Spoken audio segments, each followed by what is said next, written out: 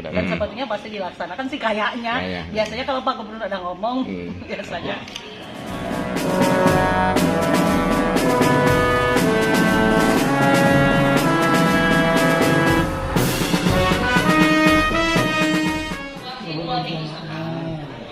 Langsung oleh saya. Iya, tapi setiap minggu ini setiap minggu harus ada saya, ya kan? Tapi kalau kita jalan SD sana, lah. Sudah mulai sosialisasi tentang pendidikan karakter melesat. Jadi ada beberapa hal yang ditekankan terhadap siswa SD dan SMP. Yang pertama itu siswa harus melaksanakan sholat zuhur berjamaah di sekolah.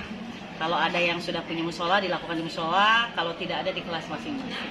Yang pertama. Yang kedua, setiap hari Senin di saat upacara bendera itu ya, melaksanakan upacara pas menyanyikan lagu Indonesia Raya, akses jalan yang sekitar sekolah itu diberhentikan. Jadi selama menyanyikan lagu Indonesia Raya.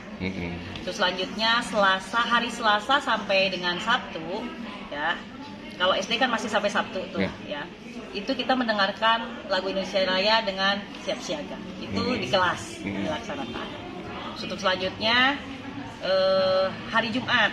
Hari Jumat kita itu ada pendidikan yang oleh guru agama Islam sih sebetulnya, belajar sholat. Karena saat ini kan masih banyak lah yang sholat tapi kita belum begitu paham arti gitu loh.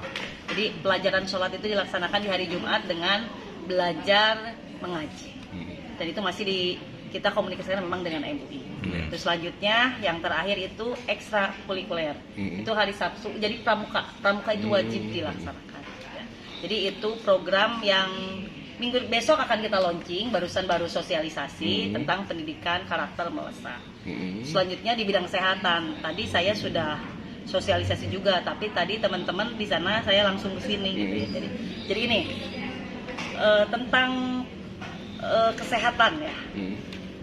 Kesehatan melesat yaitu kita akan melakukan pelayanan yaitu maksimal kurang dari 60 menit. Jadi 1 jam. Sejak mereka daftar sampai mereka menebus obat. Ya, jadi itu yang pertama. Yang kedua kita menekankan pendaftaran online. Karena pendaftaran online itu akan berkaitan dengan yang pelayanan di bawah 60 menit itu. Jadi itu. Terus selanjutnya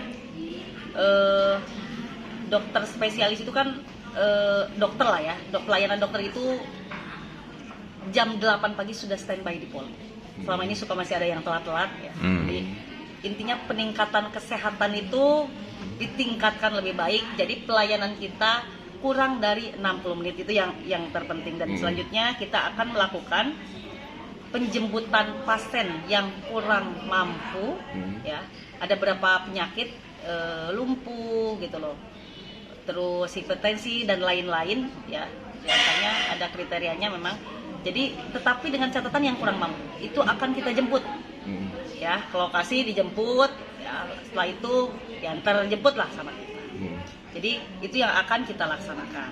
Dan selanjutnya permasalahan yang kemarin kan kadang kita telat nih.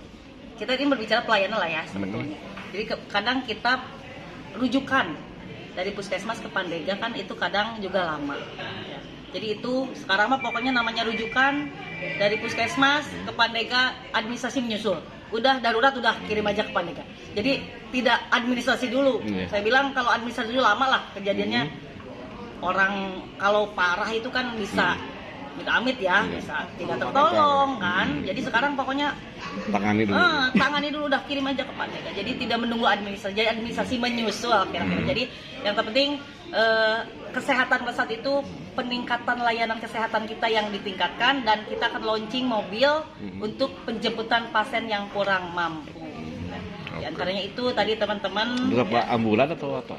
Sementara kita sebelum kita mempunyai mobil yang khusus itu kan di puskesmas itu ambulan kan ada.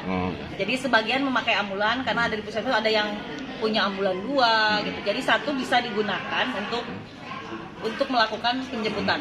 Desa juga punya ya, Bu ya? Desa, ambulan desa juga boleh bisa.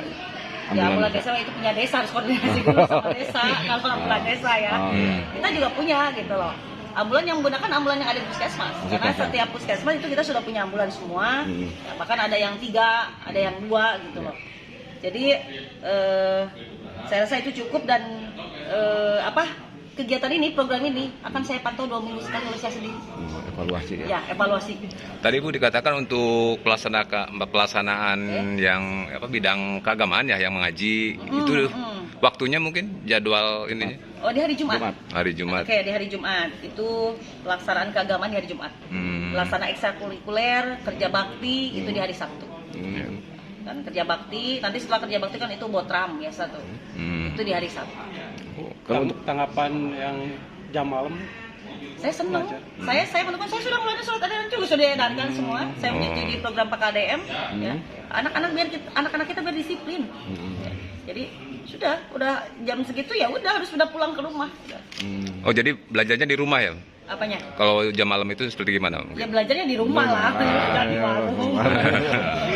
Ya belajar di rumah. Oh, yang full day itu gimana Bu? Full day ini kan masih ada SD yang masih full sampai hari Sabtu ini gimana? Rencana kalau saya melihat kemarin informasi yang saya dengar itu sebenarnya tetap akan sekarang masih ada yang sampai Sabtu tuh. Ya. Informasi terakhir akan sampai Jumat tapi jam 6 pagi sudah mulai sekolah. Itu bocoran dari Pak Gubernur. Ya. Tapi memang edarnya belum kita terima. Tapi kita tentu akan mengikuti. Iya. Dan barusan responnya guru-guru juga senang, wah libur, karena kalau satu kan hanya ekstrakurikuler ya. Betul. Jadi tidak formal lah, bisa ya olahraga, bisa kerja bakti kan, pramuka gitu. Jadi mereka menyambut, wah senang Bu, lumayan hari Sabtu libur gitu. Jadi tinggal kita nunggu surat edarannya dari Pak Gubernur. Kalau wacananya sudah ada dan sepertinya pasti dilaksanakan sih kayaknya. Biasanya kalau Pak Gubernur ada ngomong biasanya. Ya. Oke kan teman-teman, ada lagi yang ditanyakan? Cukup ya. Terima kasih. Programnya sangat cukup. Minggu besok kita akan launching. Minimal sekarang sudah mulai disosialisasikan. Ya kan sudah. Nanti kita akan waktu launchingnya. Sekali lagi terima kasih Bapak Ibu semuanya. Saya doakan Ibu Bapak selalu sehat. amin.